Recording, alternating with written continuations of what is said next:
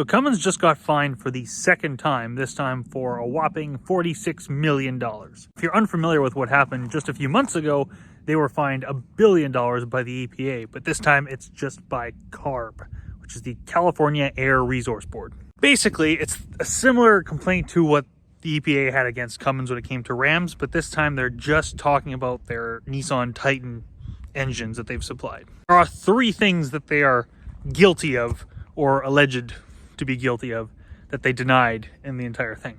The first, that they just outright supplied engines that didn't meet the requirements to begin with. They sent some to get passed, and they had some that they just didn't have the same level of emissions control on, period.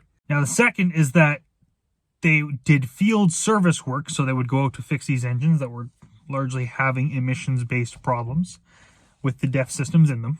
And we're performing what they called field checks, but really it was a fancy way of just saying when the techs went out there, they just removed the problematic emissions part so that the truck was no longer compliant. The third thing they allegedly did was they had software installed in these engines that made it so that it would, at the will of the customer or the user, be able to reduce the effect of the emissions platform themselves. Now, why would a company go to such lengths to do these things?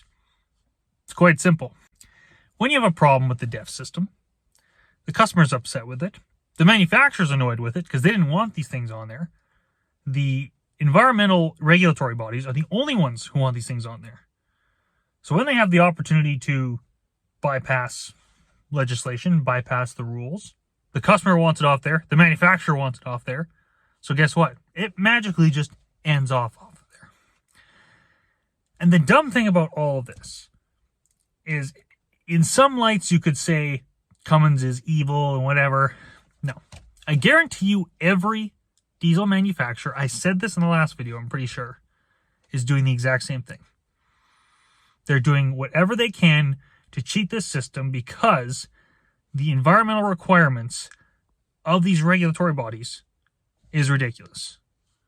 These diesel manufacturers are trying to create engines that are going to go in trucks and other vehicles to do work, which means they have torque and horsepower requirements they're trying to meet under heavy load.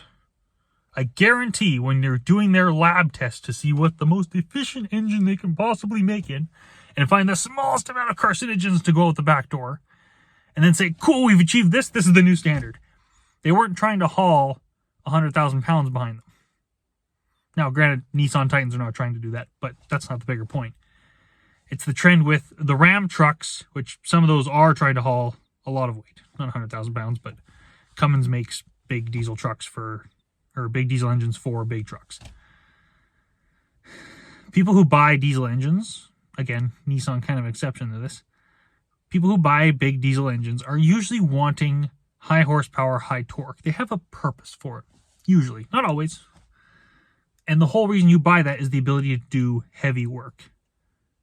And for whatever reason, when you're putting an emission system on it, which ironically works against the flow of the engine, because that's the whole point, you're trying to capture all this and filter all those emissions. You're trying to filter all these carcinogens that end up in the air. The engines don't like that. It's fighting against it. So you cause problems. You cause problems not just with the DEF, but because you're basically trying to cap the power you're trying to output, you cause problems elsewhere in the engines as well. That's why this whole thing is just really dumb. So that's just my 2 cents. And the bigger point is whatever Cummins is doing to all these engines and whatever they're guilty of, which they're realistically, they've allegedly done these things, denied doing them. They're probably guilty of all. And I don't blame them at all. I want a functioning truck if I buy a diesel truck. I don't want one that's been fiddled with government. And now the manufacturers, by the way, have to be on the hook for the warranty for all this stuff. I think that's what's left out and why they hate these things. So that's why a lot of people just delete them and void warranty altogether and just say screw it. So just thought I'd put my 2 cents out there. Also, if you enjoy diesel engines and you enjoy working on diesel engines, we have a group on the school platform called the Diesel Den. And at the end of May, so May 31, we'll be doing a giveaway for everyone involved. If you go click the link to that page, you'll see I'm going to do a full video breaking down what the rules are for that giveaway. It's not like you need to buy a bunch of stuff or do a bunch of weird things. It's the more you post in the group, the more you engage, the more helpful you are, the more you are likely to win because you get more entries for things like that. But if you want more details on that, click the link below. I hope to see you in there. Take care.